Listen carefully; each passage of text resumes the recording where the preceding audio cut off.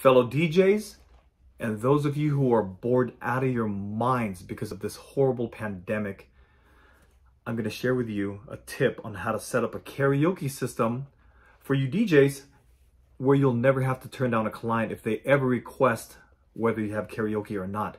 You'll always be able to say yes. And for those of you who are just at home who need something to do or warm your voices up if you're getting ready to audition for The Voice, America's Got Talent, or American Idol, whatever it is you're going to do, this will give you some tips on how to set up a simple yet powerful karaoke system with only a few minor items that you're going to need.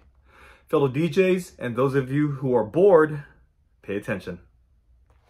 These are the items you're going to need to set up your karaoke system for both events as well as at home. You're going to need microphone cable so you can connect this to your microphone as well as your soundboard. Here I have XLR to 1/4 inch. This is my connections that I need to use for my particular soundboard. Yours may be different. I have a Y adapter so that I can turn my right and left signal into a mono, which means into one signal. You're going to need a 1/4 inch to 3.5 inch cable. You're going to need a powered speaker.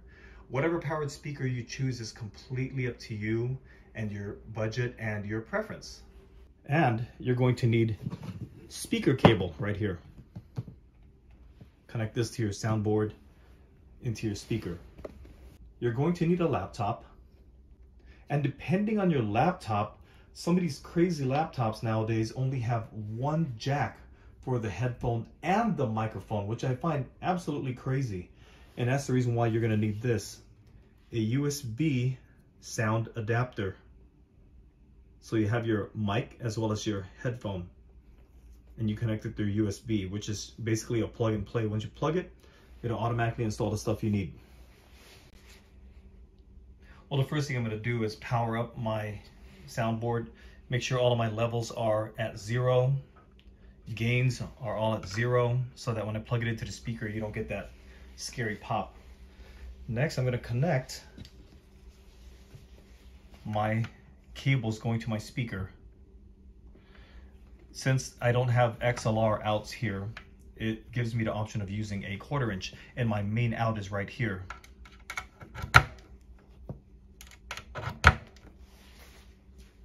These are the other end of this particular cable. And what I do is I get this Y adapter, which is 2 female XLRs to 1 male XLR.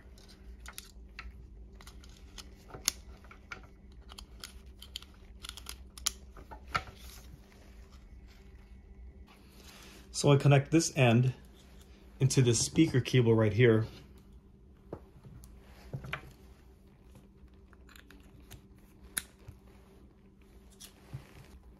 And this male XLR goes into my speaker. Connect the microphone cable.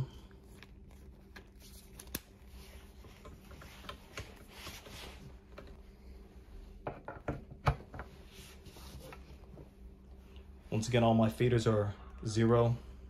All my knobs are at 0. My fader's at 0 as well. And then I get my 1/4 inch to 3.5 inch and plug it into any one of these channels as well. You have a 1/4 inch slot right here. So I plug it in too. And then I plug this end into my USB sound adapter. The one I choose is headphone, so that whatever output is coming out from my laptop goes into my soundboard. Now I connect my USB into the USB port. And the light indicates that it is now powered. Once you have everything connected, I highly recommend you go right here to the bottom, and this is your speaker, and it says USB speaker actually. So you click on this, open it, And as you can see, it's 85%, which is how loud it is. I typically have it between 70 to 90, but it depends on you. It depends on how loud you want it. But this is my way of keeping my equipment protected. So between 70 to 85, you're pretty good, because you can always raise the level on your soundboard. Now, once everything's properly connected and you're ready to go, you're ready to sing, go ahead and raise your fader to unity or somewhere below that if you don't want it to be too loud. Of course, you can always control your volume levels individually, so that's completely up to you. Next, you're going to want to test your microphone. So I'm going to turn this to 12 o'clock slowly, and then I'm going to raise my gain to 9 o'clock. So just a very, very small amount of power coming through here just to do a quick test. So I'm going to grab my microphone. Mic check, testing 1, 2. Okay, that's a little bit soft. Raise it a little bit more. 2 o'clock. Mic check, testing 1, 2. That sounds perfect for me, and I've also got my effects going on right now, just a little bit of reverb. Then you're going to want to test your laptop to see if it works. So choose a song, press play. Go back to your soundboard. My laptop is connected to channel 2. Gain is at 0. Volume, I'm going to turn up this knob. And it's up to you how loud you want it. So mine's at 12 o'clock just for fun. Let's see if we've got a good balance. Mic check, test 1, 2.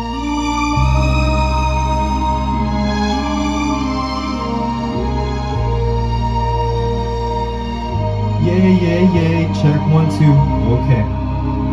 For a tip for my fellow DJs, this is what you're probably looking for.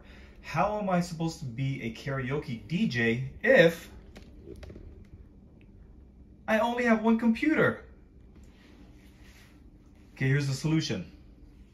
Most of these laptops nowadays have multiple USB outputs. You're going to want to get this kind of an output just in case yours doesn't come with a headphone jack out or something like that. But it's always helpful to have this anyway. I'd rather use this USB sound adapter because it's easy to use, it's plug and play, it doesn't require any software, and it offers you both your headphone as well as your microphone in case you need one. Now for the other slot, you typically have your Serato or whatever software you're using connected here, connected to your mixer.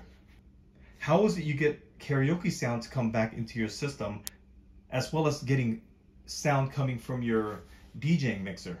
Well, that's the beauty of what we did here. If you connect this, which is the one I connected on channel 2,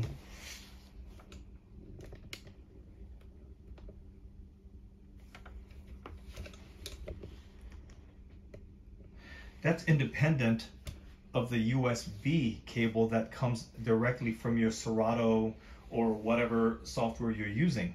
All you have to do is go back and forth between YouTube as well as your software that you use to DJ with. For example, let's say you're finished doing karaoke, you make sure to pause this or lower the volume on channel 2, which is where I have it connected. And then you go back to your software. For example, let's just say there, I close this out. That's my DJing software.